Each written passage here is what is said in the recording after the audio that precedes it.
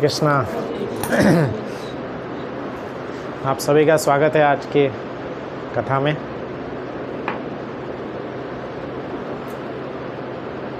कैसा रहा आपका हफ्ता, वीक पूरा? अच्छा रहा? भगवान का स्मरण करते रहे। पिछली बार एक श्लोक हमने इसी से रिलेटेड लिए थे, कलेर दोष निधे राजन अस्ति ही एक महान गुण। कलयुग में अनेकों दोष हैं पर एक ही महान गुण है, कीर्तनादेव कृष्णस्य मुक्त संग परम। भगवान कृष्ण का जो हम संकीर्तन कर पाते हैं तो इसीलिए हम क्या है, बाकी सभी दोषों से मुक्त हो जाते हैं। पर क्या विडंबना है, कीर्तन ही नहीं कर पाते। भगवान का नाम लेना बहुत ही रेयर चीज़ है। बहुत मुश्किल से मुख से निकलता है नाम। इसलिए पहले के समय में लोग क्या करते थे, अपने पुत्र परिजन का नाम भगवान के नाम पे रखते थे या घर का नाम भगवान के नाम पे रखते थे, तो एटलीस्ट पुत्र को बुलाने के बहाने जो है भगवान का नाम आता रहे।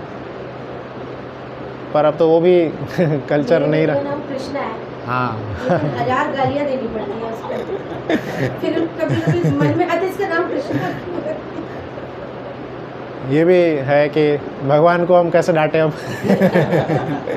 है ना? जब बच्चे को शैतानी होते ना, कृष्णा मैं तुम्हें डांट दूंगी। तो ये सब दिव्य लीलाएं हैं। तो अच्छा है, पर इसी बहाने हम भगवान का नाम ले रहे हैं, है ना। शास्त्र में लिखा गया है कि हास्य के ज़रिए या चिढ़ाने के ज़रिए या ऐसे ही बेमतलब से या बिना ध्यान देते हुए भी अगर हम नाम ले रहे हैं, है ना, तो भी उसका लाभ मिलता है। आपने एक कहानी भी सुनाई थी कि उसने रास बोला था, मैं राम का नाम क्यों लूं? हाँ, तो एक बार उसने राम ले लिया। बोल लिया। चैतन्य महाप्रभु स्वयं हरदास ठाकुर से पूछे हैं कि मुस्लिमों का उद्धार कैसे होगा। तो हरदास ठाकुर बताते हैं कि मुस्लिम जो हैं वो जो गाली देते हैं तो उनके ज़्यादातर जो शुद्ध अच्छे वाले जो गाली होते हैं उसमें वो क्या बोलते हैं, हराम है ये, है ना, हराम है ये। तो हराम क्या है, राम ही है। तो उसमें राम ही छुपा हुआ। तो अनजाने में लो या भगवान का नाम जान के लो, है ना, भगवान का नाम का इफेक्ट पड़ता ही है, प्रभाव पड़ता ही है। और यह मैं कहीं मनोगणंत कहानियाँ नहीं बना रहे या राय का पहाड़ नहीं बना रहा हूँ। स्वयं भागवतम में जो वर्णन है ना, एक व्यक्ति थे, उन्होंने बचपन में ब्राह्मण परिवार में थे, है ना, पर फिर कलयुग के प्रभाव बढ़ते बढ़ते क्या होता गया, वो कुसत्संग में पढ़ते चले गए, है ना, बहुत गलत सत्संग में चले गए, बहुत सारे कुकृत्य कर दिए। इतना वर्णन है कि उन्होंने अपनी वाइफ को घर से बाहर निकाल दिए, माता पिता को भी घर से बाहर निकाल दिए, घर को एकदम ही जो शराब का ठेका होता है वैसा बना दिए थे।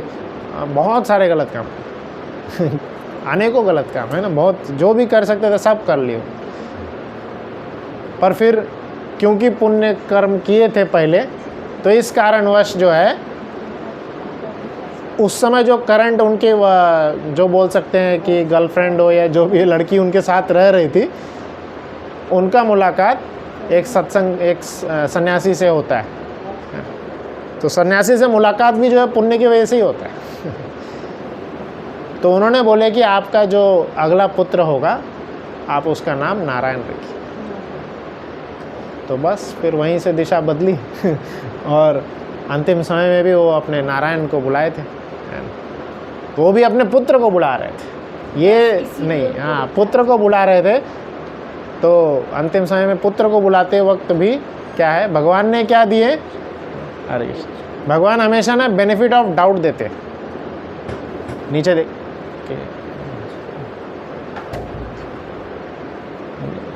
भगवान कृष्ण जो है हमेशा बेनिफिट ऑफ डाउट देते हैं, हमेशा। कि शायद ये मुझे बुला रहा है, शायद ये मुझे बुला रहा है, ऐसा करके बेनिफिट ऑफ डाउट देते हैं और उनको बुला लेते हैं। तो अजामिल नाम का ये ब्राह्मण था, इसका नाम था अजामिल। इसका जो है शास्त्र में उदाहरण आता है और शास्त्र प्रमाण है कि चाहे आप जाने में लो या अनजाने में लो, भगवान का हृदय बहुत बड़ा है ना। जैसे आप किसी जगह पे गए, चौक का नाम लिखा हुआ है नारायण चौक तो उस पाने भी लिया आपने नाम, तो उसका असर होता है। तो आज हम पिछले क्लास से आगे कंटिन्यू करेंगे। पिछले क्लास में क्या क्या हमने पढ़े थे, कोई बोलना चाहेंगे? हाँ, एग्जिस्टेंस ऑफ सोल के ऊपर हमने बहुत चर्चा किए थे, है ना। कौन सा श्लोक लिए थे, कोई याद है कोई श्लोक?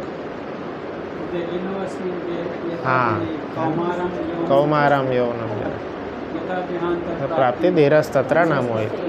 तो शरीर के जो ट्रांसफॉर्मेशन होते हैं, बॉडीली ट्रांसफॉर्मेशन जो होते हैं, उसके ऊपर ये श्लोक है ना। तो ये हमें याद रखने चाहिए श्लोक। तो इसके ऊपर हमने चर्चा किए थे। तो आज हम लोग चर्चा करेंगे सब्सटेंस एंड शैडो। ये आज के क्लास का टॉपिक है, सब्सटेंस एंड शैडो। शैडो क्या है और सब्सटेंस क्या है वो देखेंगे आज, है ना।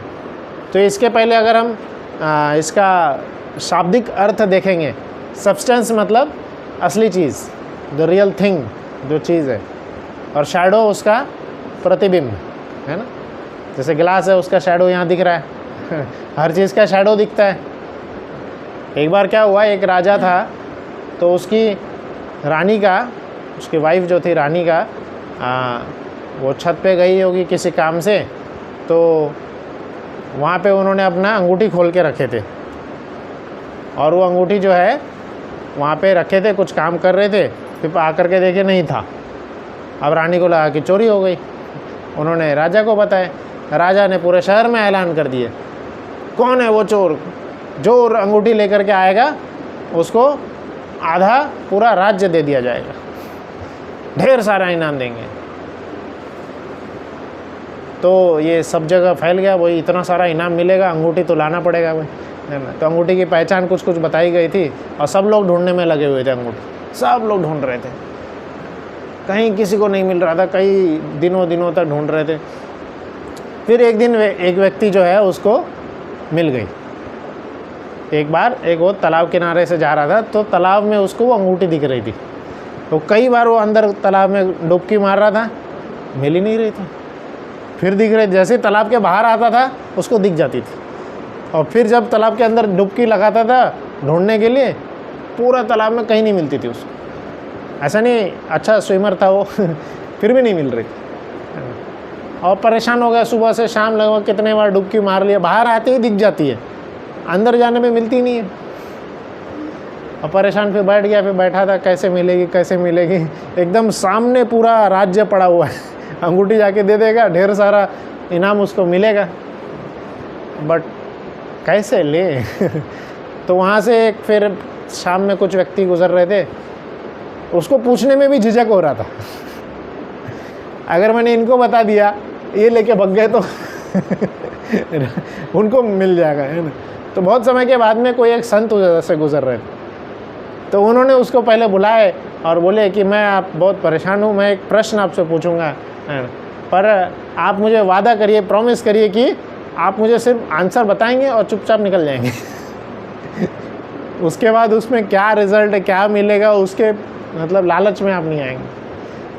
तो बोले हाँ, मुझे क्या लालच है, आप पूछो क्या प्रश्न है, बता दूंगा, मुझे किसी से कुछ मतलब नहीं है। तो उन्होंने बोले, आपको याद है राजा ने वो अंगूठी के बारे में बोले थे? बोले सुना तो था, हाँ बोले हैं। तो बोले वो देखिए अंगूठी, वो तालाब में दिख रही है मुझे, बट कैसे लूँ समझ में नहीं आ रहा, तालाब में अंदर जाते ही वो गायब हो जा रहा, मिल ही नहीं रहा है। तो बोले मूर्ख, वो तालाब में नहीं है, ऊपर पेड़ में है पेड़ में थी, पेड़ में किसी पत्ते के ऊपर ब्रांच में कहीं लटका हुआ था, उसका प्रतिबिंब उसमें दिख रहा था। बोला ठीक है, बहुत बहुत धन्यवाद, ये तो मैं सोचा ही नहीं इस एंगल से। तो क्या हुआ था, कोई एक पक्षी उधर से उड़ा करके लेके गया था और यहाँ पर आ गए थे, तो उसने लिया और आगे जाके उसको। तो कहने का उद्देश्य ये है कि कई बार हम लोग शैडो के पीछे लगे रहते हैं। हमारा सारा प्रयास जो है शैडो को प्राप्त करने के लिए रहता है, सब्सटेंस, रियल सब्सटेंस जो है वो कहीं और होता है। तो आज के सेशन में हम जानने का प्रयास करेंगे सब्सटेंस और शैडो क्या है। क्या हम सब्सटेंस के पीछे लगे हैं या शैडो के पीछे लगे हैं? कई बार हम बहुत धन एकत्रित कर लेते हैं, जैसे कोरोना का समय चल रहा था, आप सब उस समय उससे वाकिफ़ ही हैं, है ना। तो उस समय ऑक्सीजन सिलेंडर, दवाइयाँ, ये सब की वैल्यू बहुत ज़्यादा हो रही थी, है ना। तो पैसे तो थे लोगों के पास, बट वो क्या था, एक शैडो जैसा ही था, उसका कुछ यूज़ नहीं, कुछ भी यूज़ नहीं था। आज भी ऑलमोस्ट वैसी कंडीशन है। सिलेंडर की हालत आप जान रहे हैं क्या हो रही है ना। सिलेंडर ब्लैक में मिल ही नहीं रहा, कहीं नहीं मिल रहा, किसी को नहीं मिल रहा। तो पैसे तो हैं बट फिर भी वो नहीं यूज़ कर पा रहा। तो कई बार हम ऐसे चीज़ के पीछे भागते रहते हैं जो कि क्या है, शैडो, जिसकी कोई ज़्यादा खास वैल्यू नहीं है। रियल में हम देखेंगे तो ऐसी बहुत सारी नहीं, सारी की सारी चीज़ इस दुनिया में, हम जिस भी चीज़ के पीछे भागते हैं वो सारा क्या है, शैडो है। असली चीज़ जो हमारा सही में वैल्यू बढ़ाएगा वो क्या है, हरिनाम। सब्सटेंस क्या है, हरिनाम। बाकी सब शैडो है। जब कोई बाल्यावस्था में होता है तो उसके लिए, बच्चा जैसे कोई होता है टॉडलर, है ना, तो उसके लिए बलून्स, खिलौने बहुत ज़्यादा मायने रखते हैं। उसके आप खिलौना को इधर उधर रिप्लेस कर दिए या कुछ तोड़ दिए या बलून फूट गया, है ना। मैंने देखा है बच्चे जो हैं, बलून फूट गया तो उसके लिए रोते रहते हैं, इतना रोने लगते हैं। मतलब क्या है, फुला लो और एक बलून ले लो, 10 ले लो। हमारे लिए उसकी कोई वैल्यू नहीं है, बट बच्चे के लिए वो बलून ही उसकी ज़िंदगी। बलून में वो क्या ढूंढ रहा है, सब्सटेंस ढूंढ रहा है। हमारे लिए वो शैडो है। पर वो उस परिस्थिति के हिसाब से वैसे ही धीरे धीरे बड़े होने के बाद में और अलग अलग खिलौनों में आसक्ति बढ़ती जाती है ना, समय समय के हिसाब से धीरे धीरे। और जब बड़े होते हैं, जैसे कोई बच्चा है तो उसके लिए स्कूल में पढ़ रहा है तो उसका मार्क्स जो है बहुत ज़्यादा मायने रखता है, पर हमारे लिए वो कुछ मायने नहीं। तो एक तरह से हम देखेंगे, जो एक हम रियल सब्सटेंस की बात करेंगे।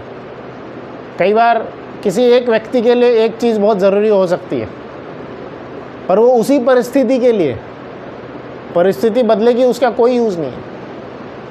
आज गर्मी का सीज़न, इतना गर्मी है, इतनी हाई एकदम टॉप लेवल की गर्मी चल रही है ना।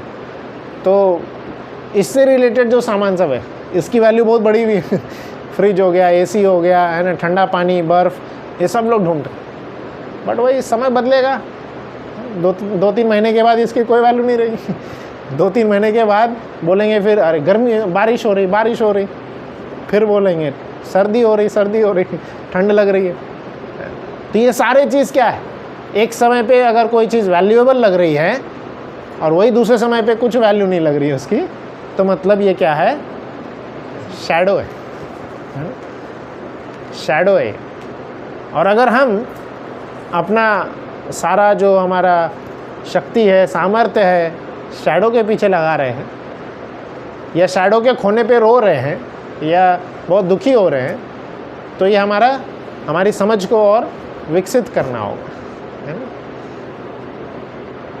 भगवद गीता में कृष्ण क्या बोले हैं, बहुत सुंदर सा ये श्लोक है, 11वें अध्याय में बताए हैं, कालो अस्मिन, टाइम आई एम, कालो अस्मिन, है ना। तो काल जो है कृष्ण है। कोई बोलता है मैं भगवान पे भरोसा नहीं करता, भगवान बिल्कुल मानता ही नहीं भगवान पे, है ना। तो उनके लिए भगवान काल के रूप में आते हैं। जो कि क्या करते हैं, काल के रूप में आके क्या करते हैं, सब छीन लेते हैं। समय देता भी है और छीन भी लेता है। समय से बड़ा पावरफुल कोई नहीं है ना।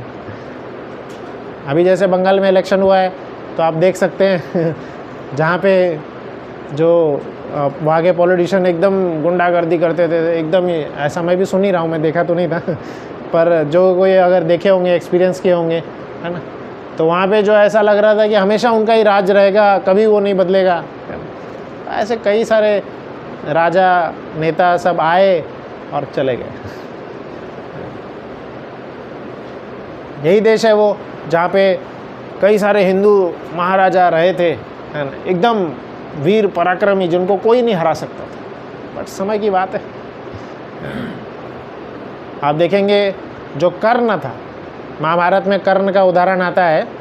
कर्ण के पास में कवच कुंडल था। कर्ण जो है बचपन से कवच कुंडल से बन के पहन के ही प्रकट हुए थे। और वो कवच कुंडल का ऐसा इतिहास है कि वो पिछले जन्म में 1000 ऐसे कवच कुंडल धारी था वो, है ना? मतलब वो राक्षस था और उसने भगवान से तपस्या करके, ब्रह्मा जी से तपस्या करके 1000 कवच और कुंडल प्राप्त किए थे। और उसमें कंडीशन कैसी लगाई थी, जो मेरे एक कवच को तोड़ेगा उसकी क्या शर्त रहेगी, वो पहले 1000 साल तक तपस्या करना चाहिए। 1000 साल की तपस्या करने के बाद में मुझसे, मतलब कर्ण से जो है 1000 साल तक लड़ेगा और उसके बाद में उसी की मृत्यु हो जाएगी। ऐसी उनकी शर्त थी। और उसकी मृत्यु होगी और इसका क्या होगा, कर्ण का एक कवच टूटेगा, एक कवच टूटेगा, है ना। और ऐसा वरदान प्राप्त करके वो, उसको लगा कि वो अमर हो गया, उसको लगा कि वो बहुत शक्तिशाली हो गया। बट कृष्णा क्या बोले हैं, कालोस्मिन, काल जो है सबसे शक्तिशाली है। तो भगवान किस रूप में प्रकट होते हैं, फिर नर नारायण के रूप में प्रकट होते हैं। नर नारायण ऋषि जो थे वो प्रकट होते हैं और फिर नर और नारायण दोनों भगवान के अवतार है। दोनों एक एक करके बारी बारी करके तपस्या करते हैं। 1000 साल तक तपस्या करता है। तपस्या करने के बाद में 1000 साल तक वो लड़ता है। और जब तक वो लड़ रहा था, लड़ना दूसरा तपस्या कर रहा है और लड़ने के बाद यही मरेंगे। और फिर तपस्या करने से क्या होता है, वो शक्ति अंदर प्राप्त होती, तो उस शक्ति से इसको जीवित कर देते थे। ये जीवित हुए, फिर ये अब लड़ेंगे, फिर ये मरेंगे तो ये जीवित उनको कर देंगे। तपस्या ऐसे दोनों बारी बारी से तपस्या करते रहे और उनके जो राक्षस था उसके 1000 थे कवच, 999 कवच पूरे टूट गए। आखिरी का एक कवच बचा, बोला अब ये गया तो मैं भी गया तो उसने सूर्यदेव की शरण ले ली। सूर्यदेव के अब कहाँ जाऊँ, तो उस समय सूर्य ऊपर दिखे थे, उसी समय उनके पास जाके शरण ले ली। और वो जो आखिरी कवच तोड़ने की बारी थी वो नर की थी। और नर ही अगले जन्म में जो है अर्जुन बन के प्रकट होते हैं और नारायण तो कृष्ण थे। तो इसलिए फिर अर्जुन जो है कर्ण को आराम से वो भी नहीं मार पाते थे। कवच रहता तो अर्जुन की मृत्यु हो जाती, अर्जुन की मृत्यु हो जाती। हाँ, तो कृष्ण का प्लान तो सबसे दिव्य होता है कृष्ण इंद्र को ही बोले आप जाइए भिक्षा में वो कवच मांग लीजिए। तो कृष्ण का प्लान वही चलता है। हम कितना भी प्लान बना लेंगे, कितना भी आगे साल भर का 5 ईयर प्लान, 10 ईयर्स प्लान बना लेंगे, जो कृष्ण के प्लान में होगा ना वो चलेगा, क्योंकि ये दुनिया उनकी है हमारी नहीं है। हम तो बस कुछ समय के लिए, है ना। हाँ, तो इसलिए ये रूल हमेशा याद रखना है। एक राजा थे, वो चक्रवर्ती सम्राट थे, पर फिर भी मुसलमानों से वो लड़ते लड़ते पूरा हार गए थे। और फिर हार करके वो जंगल में भाग गए थे, पास में एक जंगल थे उधर ही भाग गए। और जब पूरे हारे हुए थे, सारे सेना भी हार गए थे, तब तो उनको याद आता है बहुत समय पहले एक साधु ने उनको एक कागज़ लिख करके दिए थे और बोले थे जब आप पूर्ण रूप से हार जाएंगे तब इस कागज़ में जो मैंने मंत्र लिख के दिया है उस मंत्र को आप देखना, पढ़ना और उससे आपको शक्ति मिलेगी। तो अब ये पूरे हार गए थे, जंगल में अकेले बैठे थे भूखे प्यासे, बोले क्या करना, तो मंत्र पढ़ते, वो याद आया और मंत्र कागज़ खोल करके देखे, उसमें क्या मंत्र लिखा हुआ था, ये भी गुजर जाएगा। यही लिखा था और कुछ नहीं लिखा। ये समय भी गुजर जाएगा। ना दुख का समय टिका है और ना ही सुख का समय टिका है। सुख का समय और जल्दी गुजर जाता है, पता ही नहीं चलता कब गुजर। पूरे सप्ताह भर हम ऑफिस में जॉब करते हैं, हमें लगता है कि वीकेंड में मज़े करेंगे, और ऐसे ही वीकेंड गुजर गया है। अभी तो अभी चालू हुई थी, फिर से अभी मंडे आ गया है ना। वीकेंड पता ही नहीं चलता कब कहाँ चला गया। तो खुशी के पल तो और जल्दी गुजर जाते हैं। तो इसलिए हमेशा याद रखना है, ये भी समय गुजर जाएगा। यही असली सत्य है ना। यहाँ पे बहुत सुंदर पिक्चर का ट्रांसफॉर्मेशन बताया है। जो एक समय पे बहुत सुंदर ब्यूटी क्वीन है, बट क्या हो रहा है, कुछ समय के बाद में ड्राई हो जाएंगे, पूरा ओल्ड एज। तो किस चीज़ का घमंड करना है? किस चीज़ का घमंड करना है? पैसे हैं वो भी चले जाएंगे। बुद्धि का घमंड कर रहे। मैं ऐसे कई सारे डॉक्टर्स को जानता हूँ जो पास में आकर के मुझे कई बार बोलते हैं, प्रभु जी मैं कई बार ना अभी एज हो जाता है तो दवाइयों के नाम भी भूल जाता हूँ। तो ऐसा नहीं है कि हम बूढ़े होने के बाद भी याद रहेगा, कुछ नहीं याद रहेगा, कुछ नहीं। हमारे कुछ ऐसे आचार्य हुए हैं, मतलब इस्कॉन के इतिहास में कुछ ऐसे सीनियर प्रभु जी सब हुए हैं पिछले में, तो वो उनको बुढ़ापे में जो रेगुलर हम गायत्री मंत्र करते हैं वो भूल गए थे। याद ही नहीं आ रहा था। गायत्री जो कि रोज़ 3 बार करते हैं, दिन में 3 बार, और फिर जीवन भर में कितने बार किए होंगे वो भूल जाते हैं। तो बुढ़ापा सब कुछ भुला देगा, पता नहीं, याद कुछ भी याद नहीं रहेगा। हाँ, तो ये रियल चीज़ है, हमेशा याद रखना है ना। When the soul leaves the material world and comes to the material world, he forgets his true identity. जब कोई भी जीवात्मा आध्यात्मिक जगत से यहाँ पे इस भौतिक जगत में आते हैं, वो अपनी आइडेंटिटी जो है भूल जाते हैं।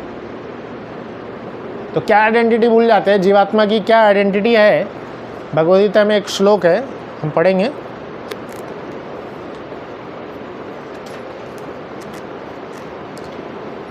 मैं श्लोक नंबर बता देता, मुझे याद नहीं है।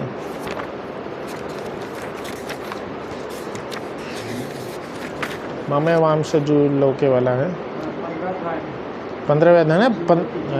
हाँ, 15वें का 5 है शायद, 15वें का 7, 15वें अध्याय का 7वां श्लोक।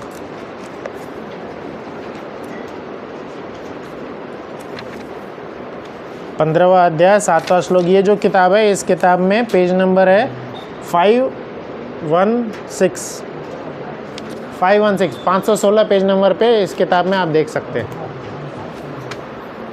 सबने निकाल लिया? 516 पेज नंबर, 15वें अध्याय का 7वां श्लोक। आप सब दोहराने का प्रयास करिए। ममैवांश जीवलोके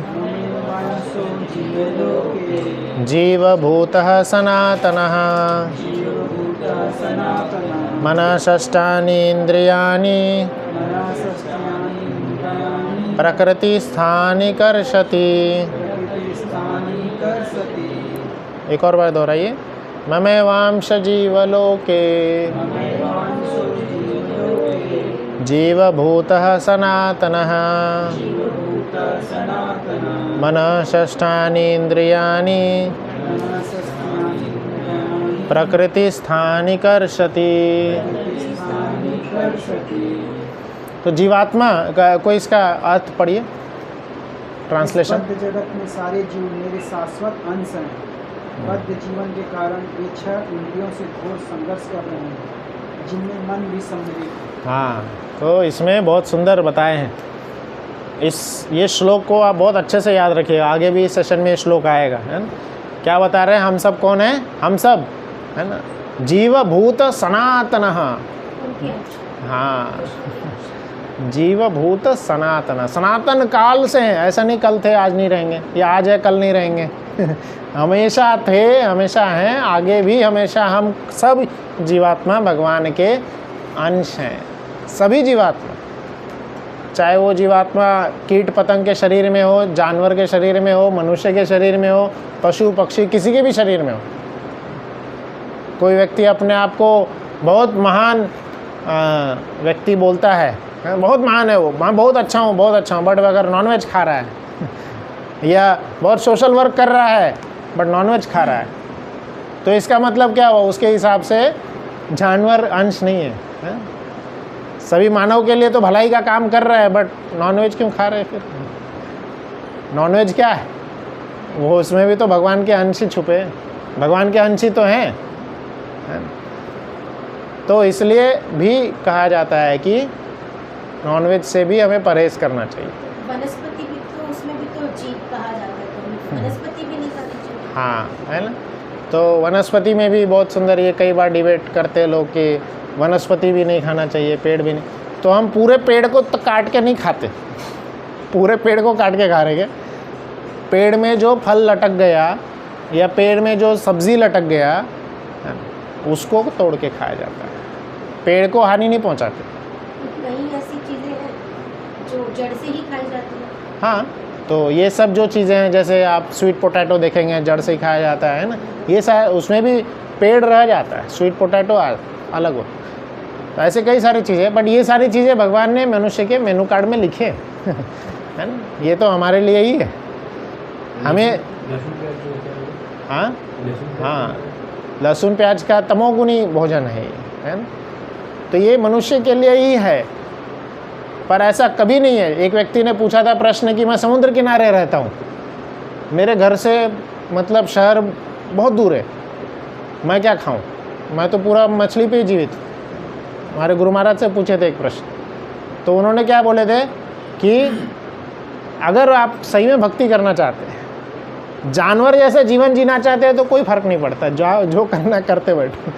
पर अगर सही में मनुष्य जीवन जी के भक्ति करना चाहते हैं, तो उन्होंने क्या बोले थे, अगर मैं रहता था वहाँ पे, तो मैं क्या करता था, मैं मेहनत करता था, वहाँ से किसी शहर में चला जाता था, ट्रांसफ़र हो जाता था, किसी दूसरे शहर में जॉब करने चला जाता था, या उसी शहर में रहना पड़ रहा है तो मैं मेहनत कर करके एक गाड़ी खरीद लेता था और वहाँ से फिर रोज़ जा कर के सब्ज़ी ले करके आता था। क्यों अपने भोजन के लिए, अपने छोटे से पेट के लिए किसी दूसरे प्राणी का जीवन ले? जो जो हमें फल या सब्ज़ी मिलते हैं, भगवान पेड़ खुद ही दे देते, आप नहीं तोड़ेंगे ना, वो खुद ही नीचे गिरा देगा। ले अभी देखिए आम का सीज़न है, आम अगर हम नहीं तोड़ेंगे, हम वो खुद ही थोड़ा 1-2 महीने का नीचे गिरा देगा। तो हमारे लिए ही होते हैं, हम नहीं खाएंगे, कोई जानवर खा लेगा, पेड़ कोई कई सारे हैं। तो सब्ज़ी, पेड़ पौधे, सब्ज़ी और फल, ये सब मनुष्य के लिए ही। और प्रभु जी जैसे जहाँ सब्जी मिलती है, सिर्फ नॉनवेज मिलती है। हाँ, ऐसा सिर्फ एक ही जगह है रेगिस्तान के अंदर और वहाँ बहुत कम लोग ही रहते हैं।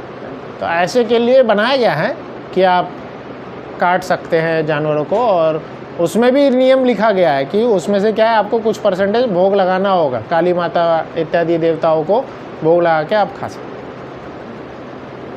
तो उद्देश्य ये है कि आप शुद्ध शाकाहारी जीवन पे आएँ, और उससे भी बड़ा क्या है कि आप उसको भोग लगा के पाएँ, है ना। तो जो बलि की प्रथा चली आ रही थी, वो कैसे इवॉल्व हुई हमारे समाज में? बलि की प्रथा क्या होती है कि इसका बहुत सारा मिसयूज़ भी हुआ है ना। कई बार पहले के समय में यज्ञ ऐसे होते थे, जैसे कि साइंटिस्ट एक्सपेरिमेंट करते हैं, साइंटिस्ट एक्सपेरिमेंट करते हैं चूहों पे या किसी जानवरों पे, क्यों? दवाई का इलाज करने के लिए। तो पहले ब्राह्मणगण जो है मंत्रों का एक्सपेरिमेंट करते थे। ब्राह्मण के पास जैसे मंत्र होते, तो मंत्रों का एक्सपेरिमेंट होता था। तो एक्सपेरिमेंट क्या होता था? यज्ञ होते थे, जिसमें यज्ञ में जिस जानवर की आहुति दी जा रही है, वो उसी समय जो है मनुष्य का शरीर ले लेता था, उसी समय।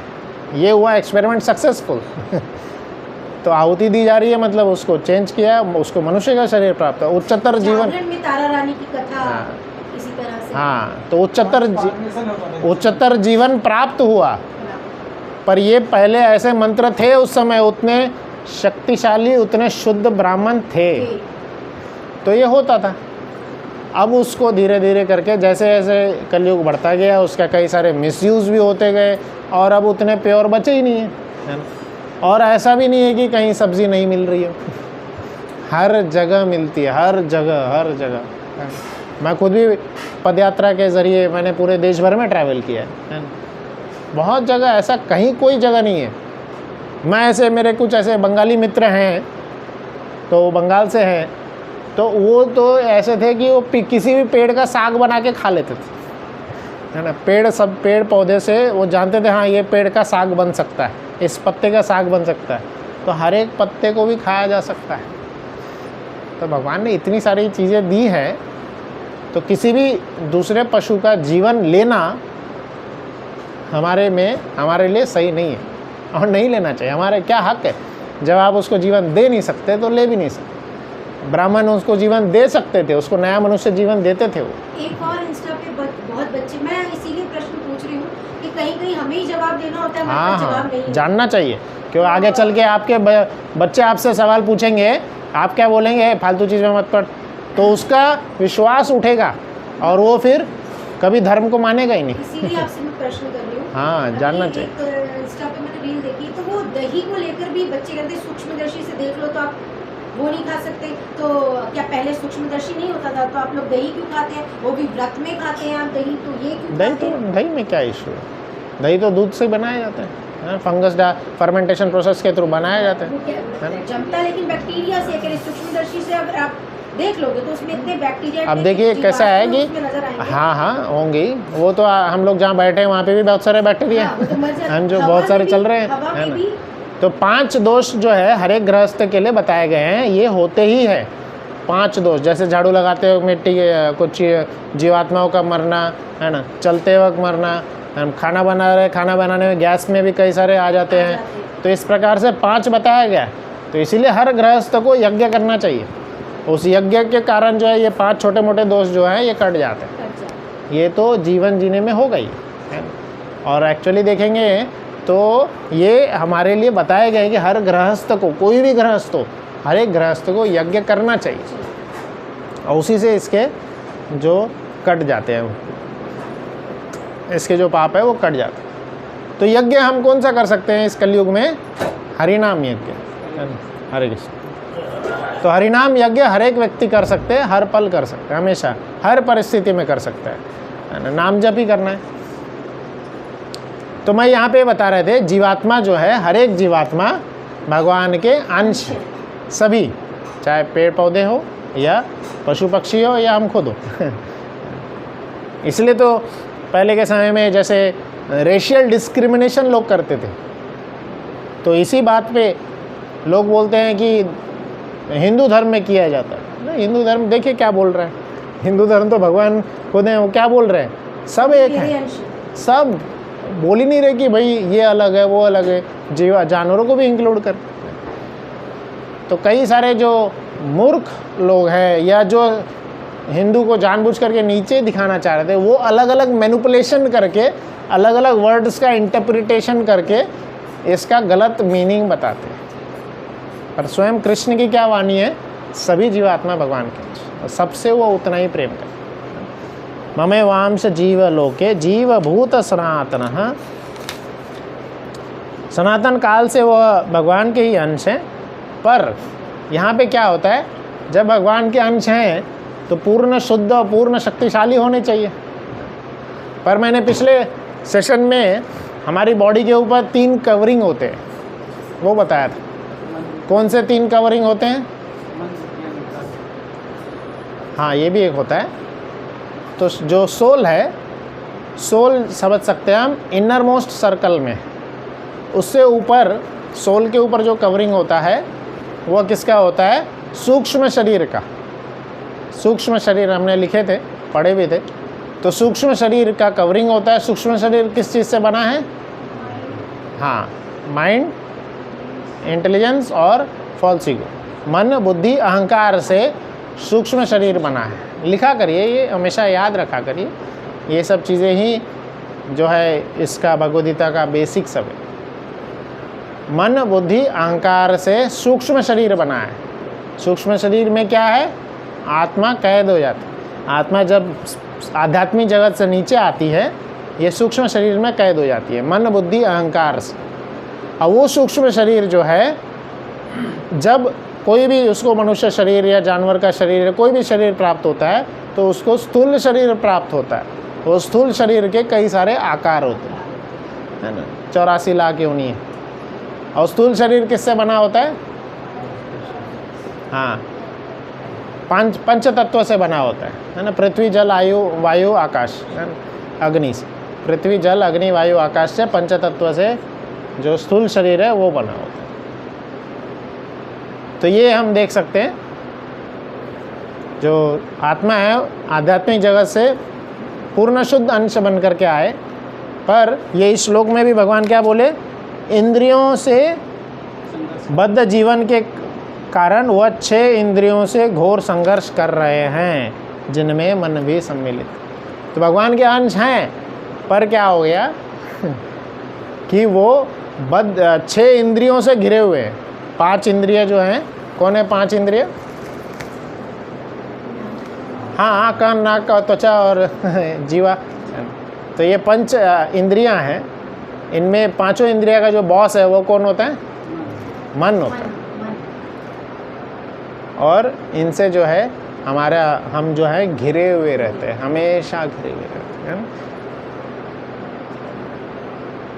तो ये इंद्रियां हमें ऐसा क्यों बोला जा रहा है? हमें घिरे हुए होते हैं। क्यों इंद्रियां हमें कंट्रोल कर रही होती है? दिख रहा है इसमें, है ना।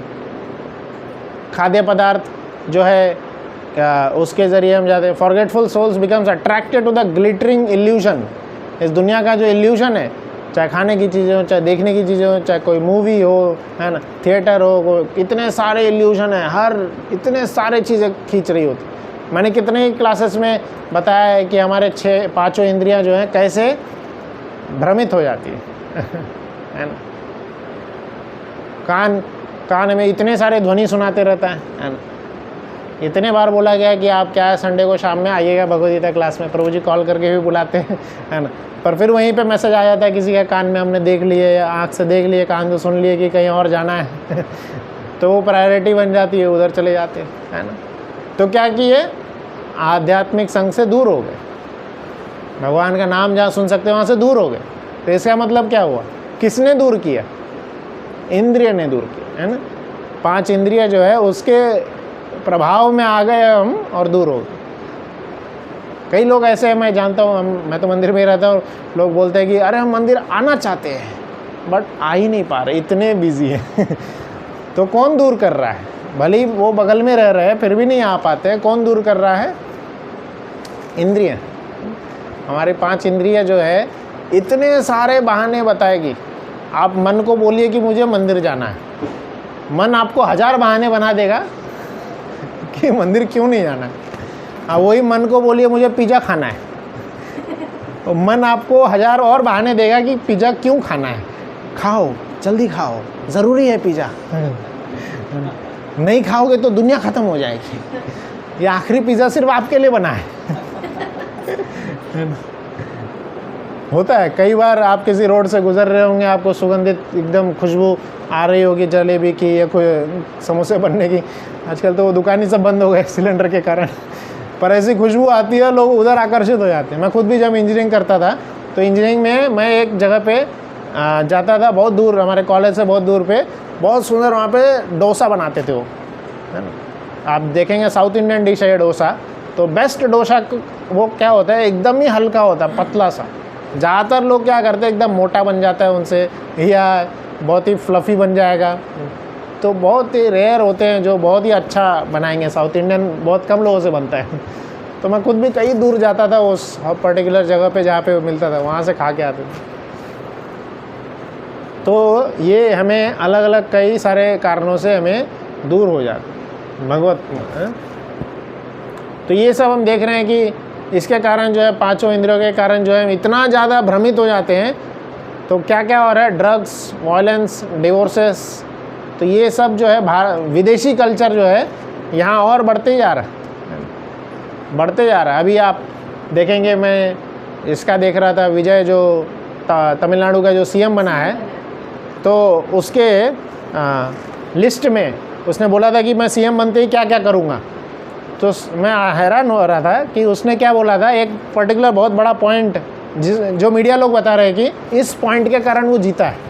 तो वो क्या है, वो बोल रहा था कि मैं सीएम बनते ही ड्रग्स ख़त्म करूँगा, ड्रग्स का जो माफिया फैला है वो ख़त्म करूँगा। बाकी भी बहुत सारे पॉइंट है, बट ये जो पॉइंट है ये मैं इस पे देख रहा कि मतलब सोचिए ड्रग्स इतना फैल गया है, इतने ज़्यादा लोग ले रहे हैं कि भाई अब क्या है कि मैनिफेस्टो बन रहा है, इलेक्शन जीतने का मैनिफेस्टो बन रहा है कि मुझे जिता दो, मैं ड्रग्स हटाऊँगा। पहले इलेक्शन का मैनिफेस्टो होता था कि मैं क्या बोलते हैं, हाँ बेरोज़गारी हटाऊंगा, ये हटाऊंगा, जॉब दूंगा, लोगों को ये फैसिलिटी दूंगा, ये फैसिलिटी। अब ये मैनिफेस्टो हो रहा है कि मैं ड्रग्स हटाऊंगा। मतलब इतनी ज़्यादा ड्रग्स फैल रहे हैं, है ना, लोग बेकाबू हो रहे हैं ड्रग्स लेने के लिए। तो समाज किस ओर जा रहा है, और उसी समाज में हमारे बच्चे भी रहने वाले हैं, है ना, हम भी आगे चल के उसी समाज में रहने वाले हैं, आज भी रह रहे हैं। इस भारत सिटी में भी कितने ले रहे होंगे या कितना गहरे रूप से फैला रहेगा हमें नहीं पता है, और ये कब हमारे बच्चे पर अटैक कर देगा पता नहीं चलेगा। कई बार ऐसे पेरेंट्स होते हैं जो कि पता ही नहीं चलता उनके बच्चे ड्रग्स लेना कब चालू कर दिए, है ना, वो ड्रग्स के नशे में फंस गए। तो इसलिए हमें बहुत सतर्क रहना है और आध्यात्मिक चीज़ों को इतना बढ़ा देना है, इतना बढ़ाना है कि ये सबका पता ही नहीं चलेगा। तो उसके लिए क्या होना चाहिए ना, एकदम स्ट्रांग, ज़्यादा डिटर्मिनेशन होना चाहिए। पहले हमारे फैमिली बहुत ज़्यादा यूनाइटेड रहते थे, न्यूक्लियर फैमिलीज अभी इतना ज़्यादा बढ़ते आ रहे हैं, और प्रमोशन भी हो रहा है, इतने फ्लैट्स मिल रहे, इतने फ्लैट्स मिल रहे, सब ले लेते हैं एक अलग अलग फ्लैट, है ना, कुछ नहीं ऐसी शौक के लिए ले लेते हैं। हमारा बच्चा आगे जन्म लेगा उसके लिए हम फ्लैट लेके रख लेते हैं। तो ज़्यादातर जो है ये सारी चीज़ें जो आ रही है क्या है, जब तक हम फ्री लाइफ का चर्चा करेंगे, फ्री लाइफ, फ्री रहना है, कोई बंधन नहीं चाहिए मुझे, है ना, ये हाँ, है ना। तो कैसा है, बंधन, जितना हम बंधन में रहेंगे, है ना, लोग बंधन से मुक्त होना चाहते हैं, पर कई बार कुछ कुछ बंधन जो हैं अच्छे होते हैं, अच्छे होते हैं। मैं खुद भी अगर मैं अपने लाइफ के पिछले पार्ट्स में झांकूंगा तो मैं खुद भी अपने आप को बोलता हूँ कि अगर मैं उस समय वो डिसीज़न मैं अपने सीनियर से पूछ के लेता तो शायद मैं प्रॉफिट में होता। वो डिसीज़न मेरा वर्स्ट डिसीज़न था। क्यों? मैं बंधन से मुक्त होकर ले रहा था, मैं अपने सीनियर को बताया नहीं, जो भी मेरे उस समय सीनियर थे। तो कई बार हम अपने डिसीज़न जो हैं फ्रीली लेना चाहते हैं और हमें अच्छा लगता है कि मेरा कोई बंधन नहीं है, हम बंधन से मुक्त हो गए हैं। पर कई बार आध्यात्मिक बंधन में रहना ही सही होता है। ये अच्छी बात है कि कोई आपको रोक रहा है और बोल रहा है कि तुम ऐसा क्यों कर रहे हो, ऐसा गलत काम क्यों कर रहे हो। नहीं तो कई सारे लोग हैं, कोई रोकता टोकता नहीं, कोई देखता भी नहीं, कोई जिंदा भी है कि नहीं पूछता तक नहीं है कोई, है ना। आप में से कितने हैं जिनके माता पिता अभी हैं? है ना, आप सबके हैं ना। तो अच्छा लगता है ना जब मम्मी पापा रोकते हैं कुछ काम के लिए, रोकते हैं, क्यों कर रहे हो ये, है ना? जैसे कोई बहुत रात तक आप जगे हुए हैं तो आकर के बोल देंगे इतने रात में मत जगो, सो जाओ। कुछ ज़्यादा ऑयली चीज़ें खा रहे हैं तो बोलेंगे ये सब नहीं खाना चाहिए, है ना। कुछ समय के बाद कोई रोकने वाला नहीं रहेगा, है ना? कितने हैं जिनके माता पिता नहीं हैं, मतलब समयवश गुजर गए। तो आपको लगता है कि ऐसा कोई अगर मुझे रोकता शायद तो अच्छा होता। तो नहीं, हमें कोई रोके, हम तो दूसरों को रोक रहे हैं, वो तो हमारी जिम्मेदारी है ही, बच्चों को तो रोकना ही है ना। हाँ, तो वो बंधन सही था, है ना। कई बार हमें लगता है कि हम पेरेंट्स से दूर हो जाएंगे, पर वो पेरेंट्स का जो बंधन होता है, ये वो फ्री लाइफ जो है ना, वो कई सारे अपने साथ में जो है मिजरीज लेके आती है। फ्री लाइफ अपने साथ में मिजरीज लेके आती है, और बंधन वाले लाइफ जो है अच्छा रहता है, उसे कुछ कुछ डिस्कम्फर्ट्स भी हैं बट फिर भी ठीक है ना। तो it has made my friends happy, है ना। फ्री लाइफ बहुत हमें खुश बना देता है, बट कई सारे डिस्कम्फर्ट्स और मिजरीज भी लेकर के आएगा वो। तो यहाँ पे ज़्यादातर प्रश्न सबसे पहले आएगा कि जीवात्माएं, इतनी सारी जीवात्माएं, लोग बोलते हैं ना पॉपुलेशन बढ़ते आ रहा है, बढ़ते आ रहा है, तो इतने सारे जीवात्माएं कहाँ से आ रही है? कहाँ से आ रही है इतनी सारी इतना पॉपुलेशन बढ़ रहा है? तो आध्यात्म का क्या नियम है कि हर एक जीवात्मा जो है, जो मनुष्य शरीर है, ये कर्म योनि है। मनुष्य शरीर कर्म योनि है। मनुष्य शरीर को छोड़ के जितने भी बाकी शरीर है वो पनिशमेंट स्पीशीज़ है। कोई बोलेगा कि अरे कुत्ता बिल्ली को खा रहा है तो उसको पाप लगेगा क्या? नहीं लगेगा, उसका भोजन ही वही है और उसको पता नहीं चल रहा है कि वो गलत कर रहा है। कुत्ता, जितने भी बाकी सारे जानवर स्पीशीज़ है वो सारे पनिशमेंट स्पीशीज़ है। मनुष्य शरीर ही क्या है? कर्म योनि है। कर्म, इसी मनुष्य शरीर में ही हमें कर्म करना, बाकी जैसे हम कर्म करेंगे उस हिसाब से हमें शरीर दिया जाएगा, कंपलसरी दिया जाएगा। कोई बहुत ज़्यादा बोलते रहता है, हर बात पे बोलते रहता है, इतना बोलते रहता है व्यर्थ बातें, तो कुत्ता बन सकता है वो, हमेशा भौंकते रहेगा। ऐसी कई सारे आदतें हैं जो शास्त्र में लिखी हुई है, उसके हिसाब से। जैसे बहुत, अगर शास्त्र में हम देखें, भगवद्गीता में स्वयं लिखा है, आप इसी भगवद्गीता में कुछ फ़ोटोज़ हैं यहाँ पे स्टार्टिंग में, इंट्रोडक्शन के साइड में कुछ फ़ोटोज़ हैं। आप ऐसे पेजेस पलटा के देखिए, आपको मिल जाएंगे। शुरू में स्टार्टिंग में ऐसे पेजेस पलटाइए, आपको फ़ोटोज़ मिल जाएंगे, है ना।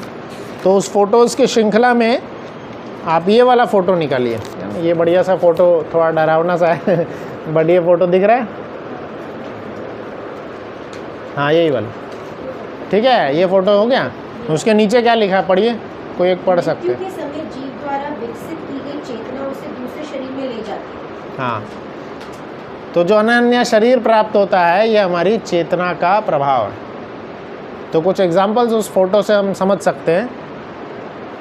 हाँ वही वाला, वही फ़ोटो है माता जी, वही वाला है। हाँ, तो यहाँ पे क्या दिख रहा है, कोई जीवात्मा बगल में क्या दिख रहा है, वो मांस खा रहा है, मांस भक्षण कर रहा है, और वो अगले जीवन में क्या बन रहा है, टाइगर का रूप उसको शरीर मिल रहा है। अगर नीचे वाले फ़ोटो में क्या है, वो सो रहा है बहुत देर तक, तो उसको पोलार बियर का शरीर मिल सकता है अगले जीवन में। अगले पेज पे देखिए, अगले पेज पे वो अपने शरीर का अंग प्रदर्शन करते जा रहे हैं, तो उसके अगले जीवन में उसको क्या है, पेड़ बन जाएगा वो। और नीचे क्या लिखा है, ये सोने वाला पोलार बियर तो बोल दिया। यदि जीव ने अपनी चेतना पशु जैसी बना रखी है तो उसे पशु का शरीर प्राप्त होना हाँ। निश्चित है। तो ये जो है, ये हमें समझना चाहिए कि जो ट्रांसफॉर्मेशन है ये हमारे कर्म के हिसाब से। मनुष्य शरीर जो है ये कर्म योनि है, बाकी सारे स्पीशीज़ पनिशमेंट स्पीशीज़, तो उसी हिसाब से उनको पनिशमेंट मिलते चले जाएंगे। तो ये जो जीवात्मा है ये कहाँ से आते हैं, ये originally comes from spiritual world, आध्यात्मिक जगत से, भगवान के अंश हैं। ममे वांश जीव लोग, हम सब भगवान के अंश हैं, उन्हीं के साथ थे, पहले भगवान के साथ में ही थे, पर हमारी जो इच्छा हुई, यही शास्त्र में लिखा है कि अगर कोई पूछ रहा है कि जीवात्मा भगवान से अलग क्यों हुए, फिर भगवान के अंश थे तो भगवान से अलग क्यों हुए, the desire to have free life, स्वतंत्र होकर के जीना, यही भगवान से हमें अलग करा दिया। इसलिए शास्त्र का निचोड़ क्या बोलता है, रियल इंडिपेंडेंस, असली स्वतंत्रता क्या है, अपनी निर्भरता कृष्ण के ऊपर लगा देना। Real independence is to declare our dependence on Krishna. क्या है रियल इंडिपेंडेंस? हाँ, कृष्ण के ऊपर निर्भर रहना, यही रियल इंडिपेंडेंस है। आप लिख सकते हैं, याद रखिएगा, real independence is to declare our dependence on Krishna. असली जो स्वतंत्रता है, पांडवों ने अपनी स्वतंत्रता भगवान को दे दी, पूरे कौरवों में, है ना, कोई एक भी भगवान पांडवों का एक बाल तक बाका नहीं कर पाया। क्या एक एक से एक महान योद्धा भरे हुए थे, है ना, पर वह सब अपने लिए लड़ रहे थे, मैं लड़के दिखाऊंगा, मैं महान हूँ मैं हूँ करता, है ना। जब हम ये समझते हैं कि मैं काम कर रहा हूँ, मैं ये कर रहा हूँ, मैंने पढ़ाई करके इतनी उपलब्धि प्राप्त की है, मैंने अपने बल पे इतना बड़ा मकान डेवलप किया है, मैंने अपने बलबूते पे इतना बड़ा एम्पायर खड़ा किया है, तो वहीं उसका पतन होता है। क्योंकि हमें समझना चाहिए कि कोई भी व्यक्ति जब कुछ करता है तो रियल में उसके कौन प्रकृति निर्धारित कर रही है ना। जैसे आप सब स्वयं एग्जाम्पल छोटा सा ले सकते हैं, हम सब यहाँ पे आए, क्यों आए? कृष्ण जी की इच्छा थी। हाँ, ये भी एक है, वो थर्ड फैक्टर है। एक कोई भी इंसान, कोई भी जीवात्मा कुछ भी काम कर रहा होता है, 3 उसके फैक्टर होते हैं। पहला, उसने खुद इच्छा व्यक्त की थी, उसको करनी है। प्रकृति, दूसरा आता है प्रकृति ने अरेंजमेंट्स कर दिए वैसे, और तीसरा भगवान ने अलाउ कर दिया। तो ये हर एक चीज़ के लिए होता है। आपको यहाँ आना ये आपकी इच्छा थी, है ना? फिर आपकी इच्छा प्रबल रही। प्रबल क्यों रही? प्रकृति के कारण। प्रकृति जो है और कोई विडंबना बीच में नहीं डाली आपको ये कॉल आ सकता था, कई सारी चीज़ें हैं, कई सारी चीज़ें आ सकती थी, बट आपकी इच्छा प्रबल थी, कोई विडंबना नहीं आई, भगवान ने भी अलाउ कर दी, आई बट कई बार क्या होता है, मैसेज कॉल सबको जाता है, तो हमारी इच्छा ही प्रबल नहीं होती।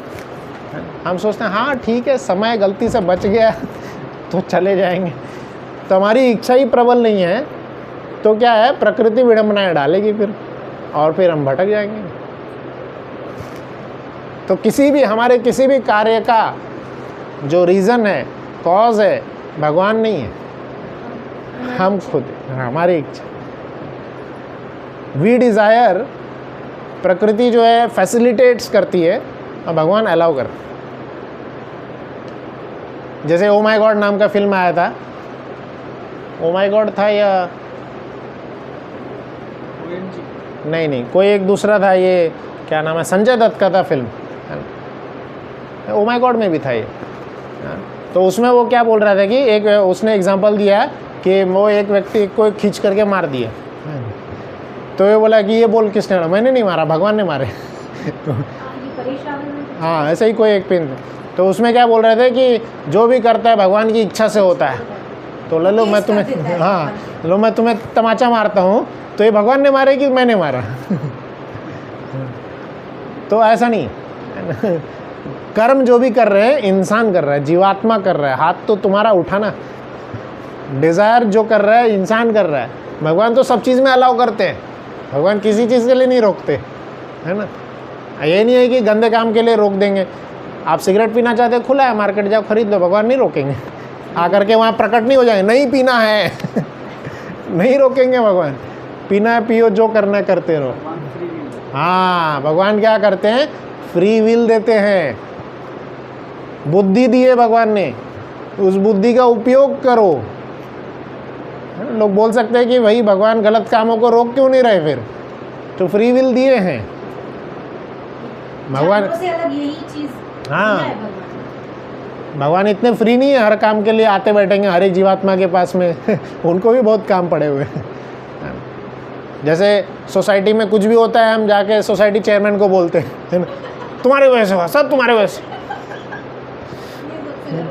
ये होता है ना। तो वो क्या, वो घूमते बैठे क्या सब जगह, वो चौकीदार थोड़ी ना वो चौकीदार है, वो तो चेयरमैन है भाई। भले ही अब इस एंगल से हम देखेंगे, भले ही उसके सोसाइटी में कुछ भी हो रहा है, आइडियली चेयरमैन के नॉलेज में रहना चाहिए, चेयरमैन के परमिशन से हो रहा है, आइडियली क्या है, सब उसके देख रेख में हो रहा है। तो आइडियल वही है कि हर पत्ता जो है भगवान के परमिशन से ही हिल रहा है, पर क्या उसके पीछे लॉजिक है, भगवान ने सबको परमिशन दे के रखी और सबको देख रहे हैं। भगवान ने 13 वीडियो कैमराज लगा के रख दिए, 13 शास्त्र में लिखा है, 13 वीडियो कैमरा हम सबको देख रहे होते। 13 वीडियो कैमरा कौन कौन से हैं बताइए, कौन कौन से वीडियो कैमराज हो सकते हैं? चेतना नहीं ये प्रकृति के एलिमेंट्स है ना, प्रकृति के एलिमेंट्स, सूर्य, चंद्र, आकाश, ध्वनि, वायु, है ना, दिशाएं, ये सारे प्रकृति के एलिमेंट्स जो हैं हमेशा हमें देख रहे होते हैं। और बुद्धि भी दिया गया है। तो जैसे हर कुछ काम हो रहा है, हम वो अगर कोई व्यक्ति चेयरमैन को जाके, सोसाइटी के चेयरमैन को जाके बोल रहा है तुम्हारी वजह से हुआ है, तो मूर्ख है, वो बेवकूफ़ है। वो थोड़ी आगे हर एक काम को रोकेगा। ठीक है, तो भगवान को हर एक काम के लिए हमें दोष नहीं देना चाहिए। हम जब दोते हैं कि हम गलत काम कर दिए तो भगवान तुमने रोका क्यों नहीं? बुद्धि दी है, किताब दी है, किताब दिया गया, भगवद गीता दिया गया है। जैसे हम कोई वॉशिंग मशीन खरीद के लाए, है ना, हमने कुछ गलत बटन दबा दिए, ख़राब हो गया, तो किसकी गलती है? मशीन दिया गया है, नहीं आता पढ़ना, इस्तेमाल करना नहीं आता। जैसे अभी हमें इसको कनेक्ट करना था इसमें, तो नहीं आ रहा था कनेक्ट करना, गूगल से पूछे कैसे कनेक्ट करना है। मैनुअल भी दिया होता है। हाँ, मैनुअल दिया है। अब मैनुअल नहीं पता है कहाँ लिखा, गूगल में पूछो, आजकल यही सब जगह है ना। प्रभु जी ने गूगल से पूछे इसको कैसे कनेक्ट करूँ, बता दिया, हो गया कनेक्ट। तो क्या है ना कि हर एक चीज़ हमें दिया गया, बुद्धि दी। अब बुद्धि सब कुछ देने के बाद में, अब देखिए भगवान शास्त्र में बताया गया भगवान हमारे बीच में कैसे हैं। 5 रूप में अभी भी भगवान हमारे साथ साक्षात प्रेजेंट है। कौन कौन से 5 रूप हैं याद रख सकते हैं? पहला है शास्त्र, है ना। शास्त्र के रूप में भगवान हमेशा है, हर पल है। इसको आप लेके घूमिए अपने पास, हमेशा हमेशा रख सकते हैं पास में, नहीं तो मोबाइल में तो है ही भगवद गीता। हमेशा हमारे साथ में भगवद गीता शास्त्र के रूप में, शास्त्र में सारा गाइडेंस दिया हुआ है।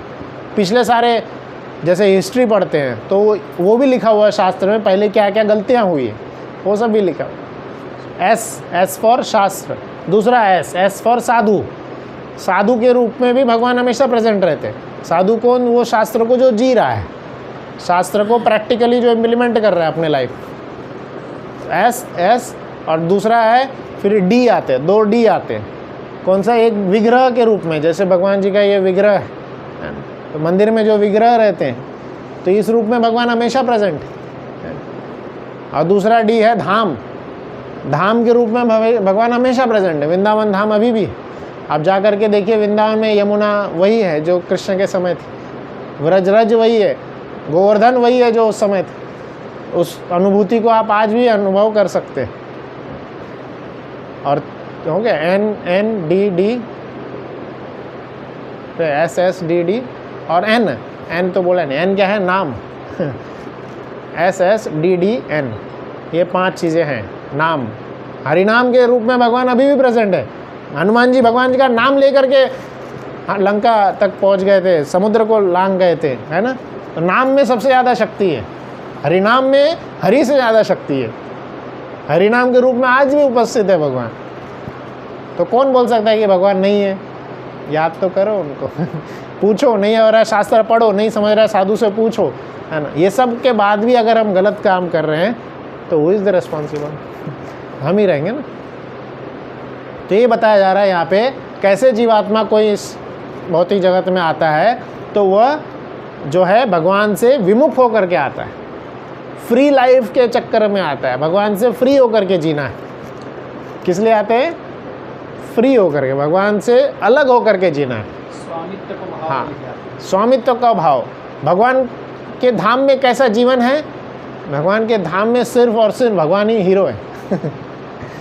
उनकी सेवा हो रही है, उन्हीं के चारों तरफ में दुनिया घूम रही है। कोई अगर कुछ भी काम कर रहा है तो सिर्फ और सिर्फ only for the pleasure of Krishna. भगवान के धाम में कुछ भी हो रहा है वो सिर्फ और सिर्फ कृष्ण के प्रसन्नता के लिए हो रहा है। और यही इस सृष्टि का नियम है। यही इस सृष्टि का नियम है कि इस सृष्टि में जो भी कुछ हो रहा है उनकी कृष्ण की प्रसन्नता के लिए ही हो रहा है। उन्हीं की सृष्टि, हमारी थोड़ी। कृष्ण की सृष्टि है ना। कृष्ण ने भगवद गीता में, कृष्ण का आप लाइफ देखेंगे, उन्होंने कई बार अपने इसमें बताया है कि उन्हीं की सृष्टि है। माखन चोरी लीला, वो जो मृदु भक्षण लीला है, मिट्टी खाने की जो लीला हुई थी, उसमें उन्होंने बताया थे पूरी सृष्टि अंदर घुसी हुई है। और वहाँ विश्व रूप भी जब दिखाए थे तो पूरी सृष्टि उनके ही इसमें है। तो अब अगर हम उनसे अलग होकर के जी रहे हैं, है ना, जैसे बच्चा बोलता है कि पापा मुझसे अलग, मुझे आपसे दूर जाना है ना, दूर जा कर के खेलना चाहता है ना, तो पापा क्या करते हैं? उसको सारी खेलने की वस्तुएं भी दे देते हैं और सारा एनवायरनमेंट भी दे देते हैं, बोले खेलो, और उसके ऊपर से दूर से निगाहें भी रखते हैं कि अलग तो कर रहा हूँ बट अलग किया नहीं हूँ, पूरा उसी के ऊपर ध्यान है ना, कि कुछ गलत कर लेगा तो मैं हूँ पकड़ने के। तो उसी प्रकार से भगवान हमें अलग तो दे दिए बट पूरा एक तरह से ध्यान कंट्रोल में रखे हुए, क्योंकि हमें जैसे बच्चा है खेलना चाहता है अलग से, उसको खेलने भी नहीं आता क्या करना है ना। तो उसी प्रकार से हर एक जीवात्मा को भगवान फ्री विल दिए हैं और पूर्ण रूप से बंधन में रखें। बंधन नहीं भी है भी कंट्रोल कर, है ना। कैसे बंधन कैसे नहीं है, हमारे ऊपर फ्री विल, हम कुछ भी कर सकते हैं। जहाँ जाना है, इधर सोसाइटी में जाना है, उधर जाना है। अभी गर्मी का सीजन है, कई लोग उधर जा रहे हैं, कहाँ ऊपर हाँ मनाली तो है, पर मैं बद्रिकाश्रम बोल रहा था मैं आध्यात्मिक नाम गिना रहा था बद्रीनाथ, केदारनाथ में फुल हो गया है।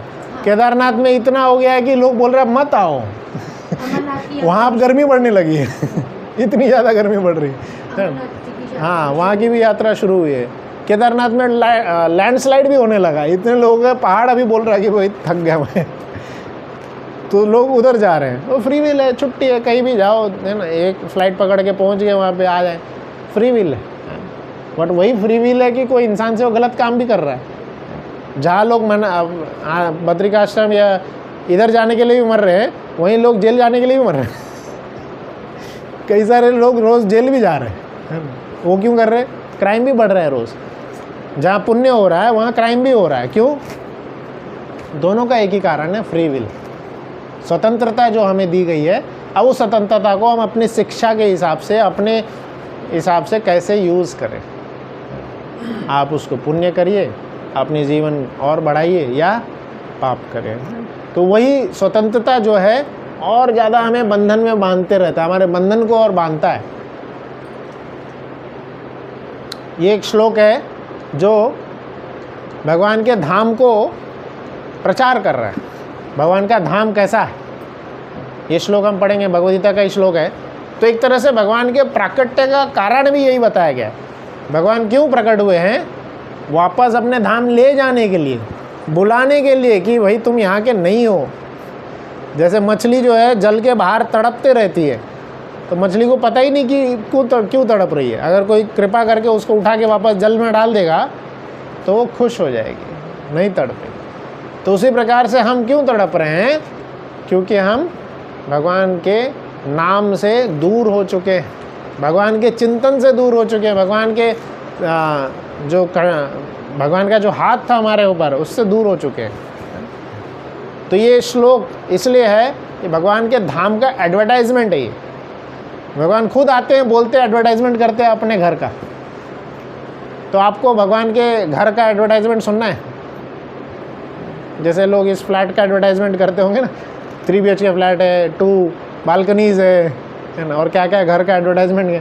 तो ये भगवान के घर का एडवर्टाइजमेंट है ये श्लोक याद रख सकते हैं। क्या नंबर है प्रभु जी? 15 हाँ 15, वही 6वां श्लोक, 15वें अध्याय का 6वां श्लोक। अभी 7वां श्लोक पढ़ रहे थे, उसके पिछला वाला 15वें अध्याय का 6वां, हाँ 6वां श्लोक। सब लोग श्लोक दोहराएंगे। न तद्भासते सूर्यो न शशांको न पावकः यद्गत्वा न निवर्तन्ते तद्धाम परमं मम। तो भगवान को बहुत सारी और चीज़ें बतानी थी तो इतना ज़्यादा डिटेल में एडवर्टाइजमेंट नहीं किए, एक लाइन में एडवर्टाइजमेंट किए। तो क्या बोल रहे हैं? न तद्भासते सूर्यो, मेरे धाम में सूर्य की ज़रूरत नहीं है। ज़्यादातर हमें अपने घर में, कोई भी नया घर ले रहा होता है, घर में सबसे पहला क्या देखते हैं? हाँ, धूप आ रही है, नहीं धूप नहीं, बेसिकली रोशनी कितनी है घर में, है ना। फ्रंट साइड कितनी रोशनी आ रही है। नहीं आएगी तो इलेक्ट्रिसिटी का बिल बढ़ेगा इलेक्ट्रिसिटी का मीटर कितना चल रहा है, तो वो सबसे पहले देखेंगे। तो भगवान ने वही पॉइंट लिख दिए, सूर्य की ज़रूरत ही नहीं है, फुल्ली इल्यूमिनेटेड है, अपने आप ही इल्यूमिनेटेड है। हर एक जीवात्मा से वहाँ पे क्या है? रोशनी निकलती है। न शशांको न पावकः, शशांको है ना, शशांको किस? चंद्रमा को बोला गया। तो बोले ठीक है, दिन में होती होगी रोशनी, रात में भी रोशनी नहीं है, रात में भी रोशनी रहती है हमेशा, दिन रात एक ही समान है, चंद्र की भी ज़रूरत नहीं है। पावक अर्थात अग्नि, अग्नि की भी ज़रूरत नहीं है, अग्नि खाना बनाने के लिए सब में तो अग्नि लगती ही है, वहाँ पे उसकी भी ज़रूरत नहीं है, भूख ही नहीं लगेगी वहाँ पे। भगवान के धाम में भूख नहीं लगती है, हमेशा वो क्या है ना, हमेशा एनर्जाइज्ड रहते हैं, फुल्ली एनर्जी, फुल एनर्जेटिक। तो भगवान के धाम में सूर्य नहीं है, चंद्र नहीं है, अग्नि नहीं है, तो ऐसे महान धाम में यद गत्वा न निवर्तन्ते, ऐसे धाम में जब कोई जाता है वापस नहीं आना चाहता, तद धाम पर, वैसा मेरा धाम है, परम धाम मेरा था। कौन बोल रहे? कृष्ण बोल रहे है ना। तो ऐसा उनका धाम है।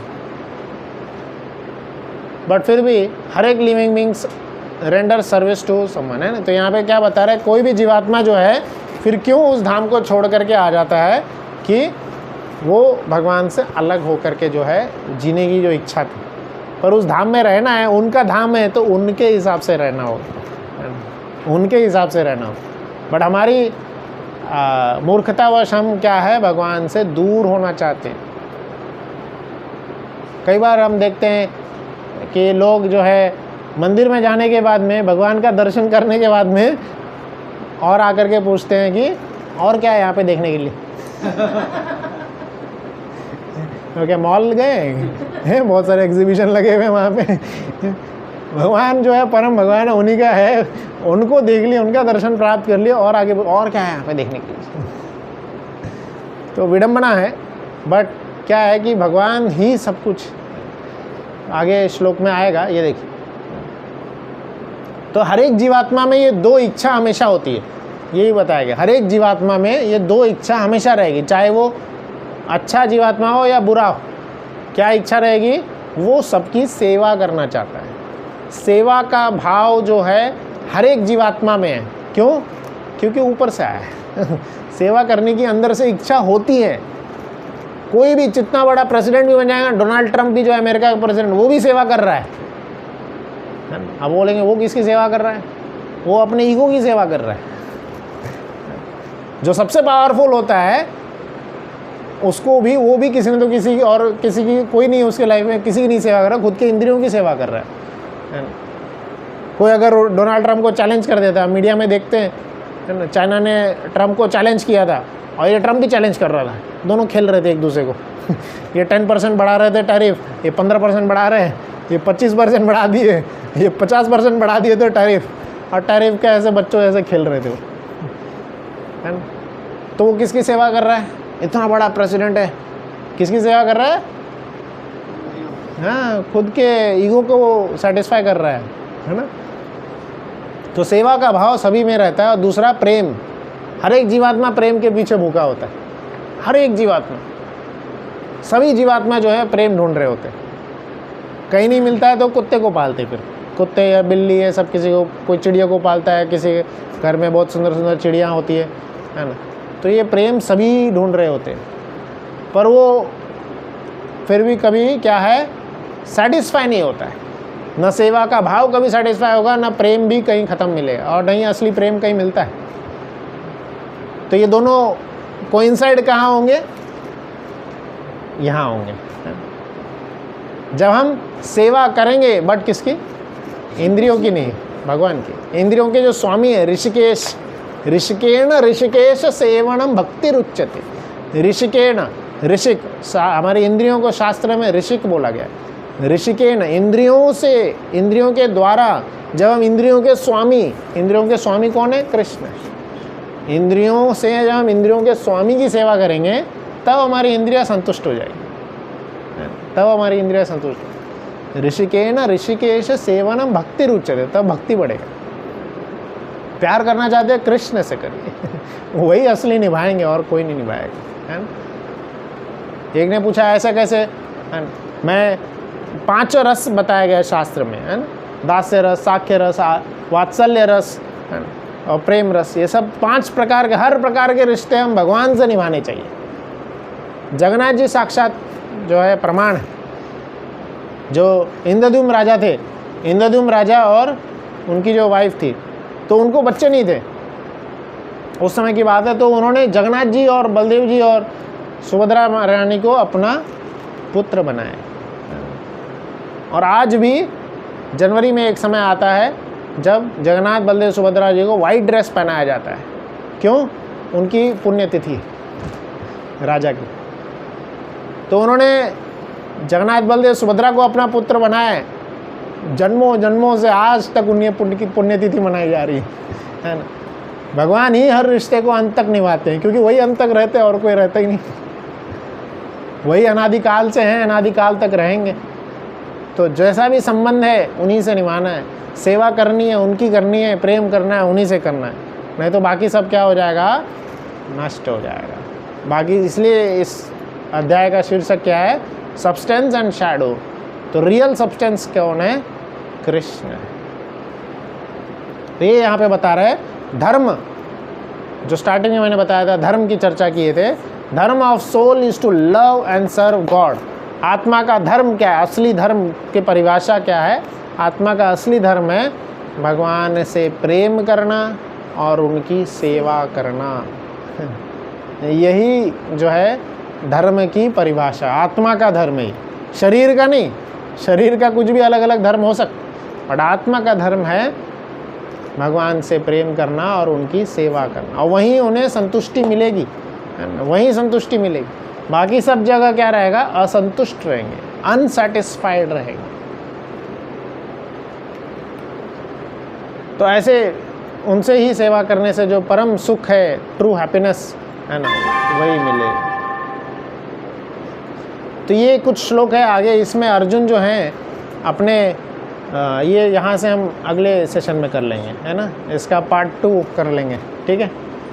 अगले रविवार को शाम में इसके आगे हम कंटिन्यू करेंगे। आप ये स्लाइड याद रखेंगे। हाँ अगला रविवार तो मुश्किल है, तो उसके बारे में बताता हूँ बाद में। तो यहाँ तक हम विराम देंगे, आज का कंक्लूजन कर देते हैं। आज हमने 3 टॉपिक पे चर्चा की है, एटलीस्ट ये 3 पॉइंट याद रखिएगा, ठीक है। तो सबसे पहले हमने क्या चर्चा किए थे? टॉपिक को समझे थे, सब्सटेंस और शैडो क्या है, ये टॉपिक को हमने समझे थे। रियल सब्सटेंस क्या है ये एंड तक में हम समझ गए, कौन है? कृष्ण है। शैडो क्या है? सब्सटेंस क्या है?